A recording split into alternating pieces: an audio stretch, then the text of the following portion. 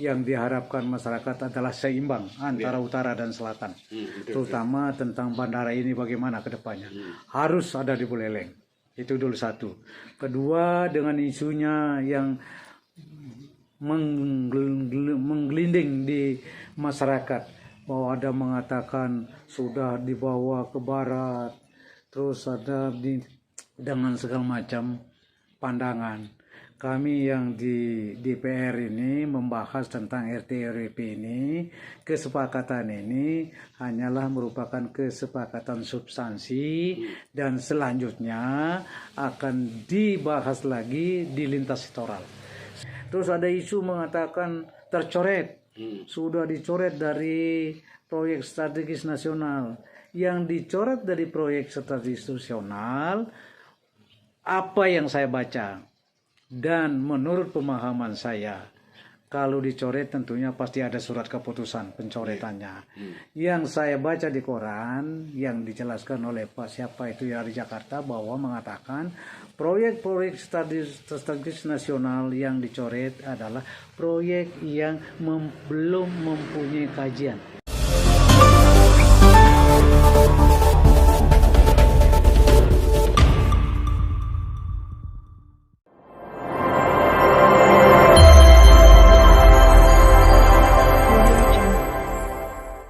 Tentunya menjadi harapan kita bersama bagaimana sama-sama memajukan Buleleng ke depan ini. Seperti apa yang kita dengar, kasihan juga ini Buleleng kita ini.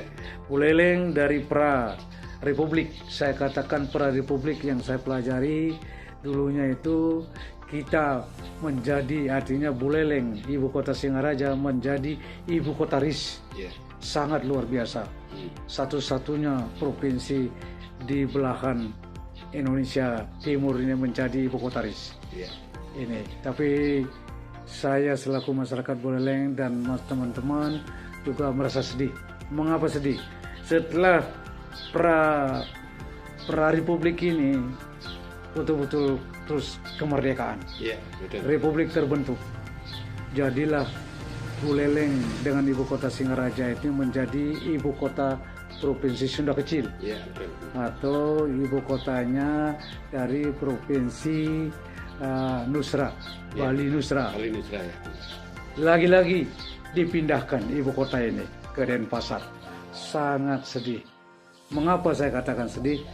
Karena pusat dari suatu pemerintahan memberikan dampak yang luar biasa untuk kemajuan masyarakatnya, baik ekonomi, sosial, dan budayanya, berpusat di pendidikan, juga berpusat di ibu kota. Sedih lagi sekarang. Ini sedihnya ini, tapi sedihnya tidak berakhir ini. Akan menjadi nikmat. Yang terakhir itu masalah bandara. Bandara yang kita inginkan, kita harapkan, masyarakat Buleleng semua mengharapkan.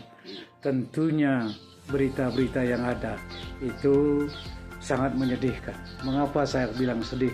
Karena harapan masyarakat Buleleng supaya Bandara Bali Utara yang ada di Buleleng segera terwujud.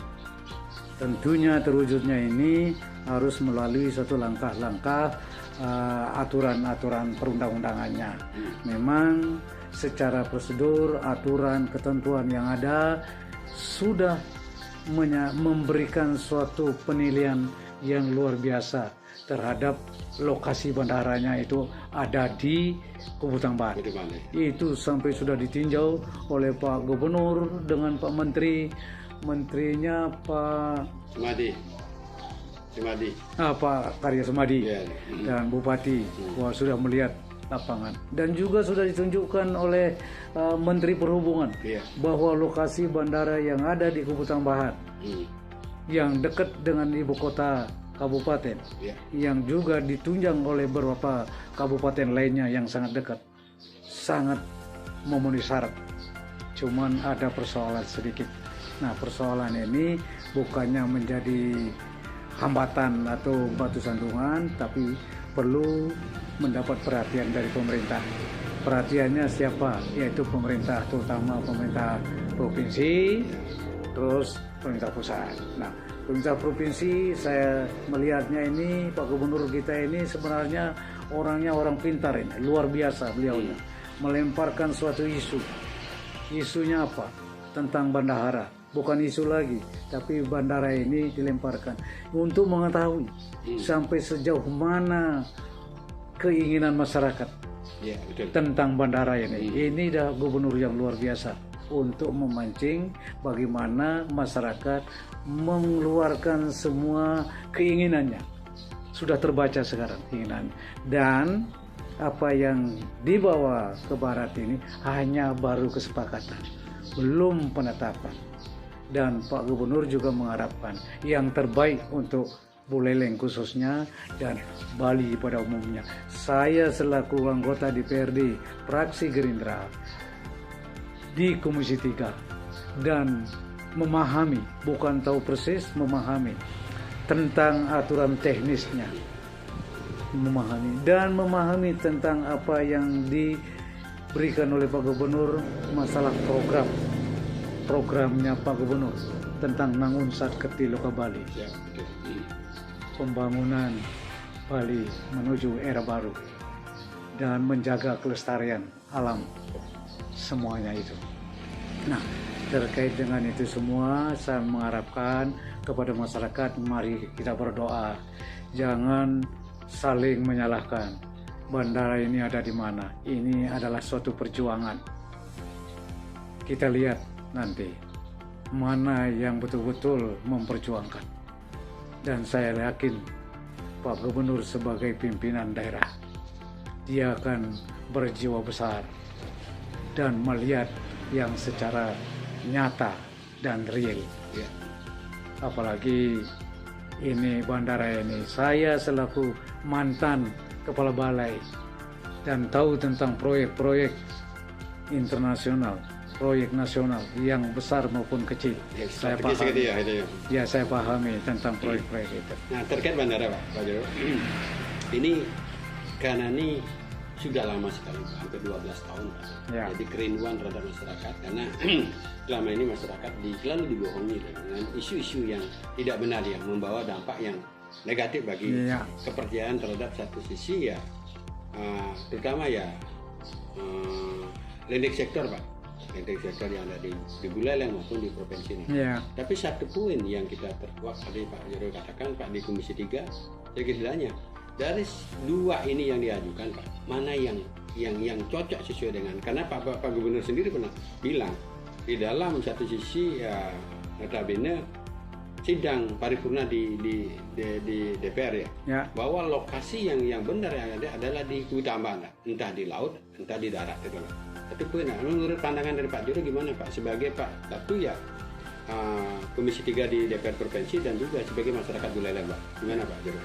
Terima kasih. Sebagai masyarakat Buleleng, anggota DPR di Provinsi Bali, saya di Komisi 3 di Komisi 3 itu yang juga membahas tentang RT RWP Bali ini sudah dibahas dengan baik dan kita sudah menyepakati, belum menetapkan, menyepakati bahwa akan dibawa ke barat. Itu menyepakati. Mengapa demikian? Karena belum kita tetapkan, belum ditetapkan oleh sidang, dan juga harus juga melalui dalam hal ini melalui pembahasan lewat lintas sektoral yang harus kita kejar. Saya selaku orang Buleleng yang sangat getol juga memperjuangkan bagaimana Buleleng ke depan.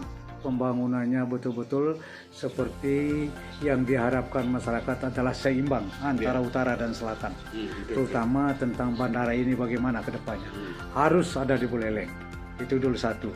Kedua, dengan isunya yang menggelinding di masyarakat bahwa ada mengatakan sudah dibawa ke barat, terus ada dengan segala macam pandangan.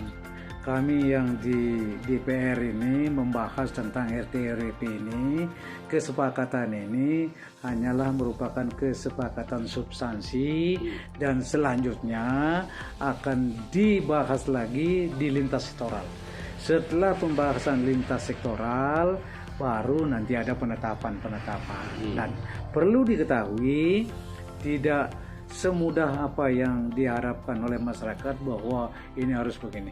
Yang jelas memang sesuai dengan Perda Nomor 3 Tahun 2020 RT-RP Bali Bandara Bali Utara ada di Kupetaba. Itu sudah jelas. Belum diapa-apain. Terus ada isu mengatakan tercoret. Sudah dicoret dari proyek strategis nasional. Yang dicoret dari proyek strategis nasional, apa yang saya baca dan menurut pemahaman saya, kalau dicoret tentunya pasti ada surat keputusan pencoretannya. Yang saya baca di koran yang dijelaskan oleh siapa itu dari Jakarta bahwa mengatakan proyek-proyek strategis nasional yang dicoret adalah proyek yang belum mempunyai kajian, yang belum bisa menyelesaikan kajiannya sampai saat ini. Dengan kata lain, tidak mempunyai kajian.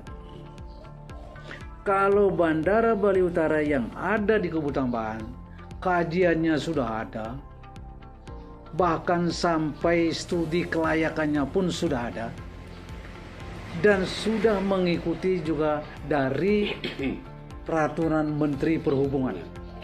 Dua-duanya sudah ada semuanya. Nah, secara legalitas hukumnya memang yang di Kubu Tambahan. Itu. Kalau yang lain di bawah belum punya kajian. Betul. Kalau kita kaitkan dengan bahasa yang di koran, kalau yang tidak ada kajiannya sampai sekarang tidak punya kajian, itulah yang pasti tercoret. Yang mana itu? Ya yang tidak punya kajian. Saya tidak bisa mengatakan yang di barat maupun yang di timur. Di antara ini mana yang mempunyai kajian yang lengkap dan mana yang tidak memunculkan suatu permasalahan di masyarakat. Itu.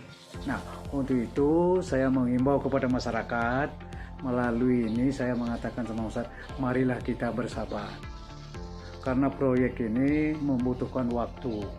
Tidak ada proyek dilaksanakan atau diputuskan semudah membalik telapak tangan. Tentunya ada pertimbangan-pertimbangan yang melandasi semuanya itu.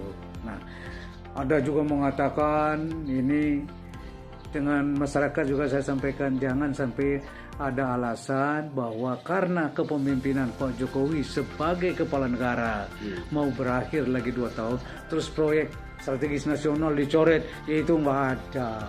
Sampai kapanpun pejabat negara kalau mempunyai program yang bagus untuk kepentingan masyarakat dan sudah mempunyai kajian, saya rasa itu akan berlanjut. Cuman waktunya itu menunggu supaya selesai dari perhelatan secara nasional. Bukan berarti kalau Pak Jokowi sudah berhenti, semua proyek strategis nasional yang ada akan dicoret. Enggak. Tentunya yang dicoret dipertimbangkan semua kementerian yang terkait, pasti yang tidak punya kajian. Itu yang tidak punya kajian. Kalau tidak punya kajian sudah jelas akan tercoret. Yang punya kajian masih bisa bernapas baik. Terutama kita masyarakat Buleleng, mari berdoa. Jangan kita berkelahi, jangan terlalu banyak bilang ada ini, ada itu di medsos segala macam. Tunggu, pemerintah pasti akan memberikan yang terbaik. Tidak ada pemerintah tidak memberikan yang terbaik. Kami selaku wakil rakyat tetap akan memantau, mengawal sesuai dengan kemampuan, sesuai dengan tugas saya di DPR. Terima kasih. Selamat siang.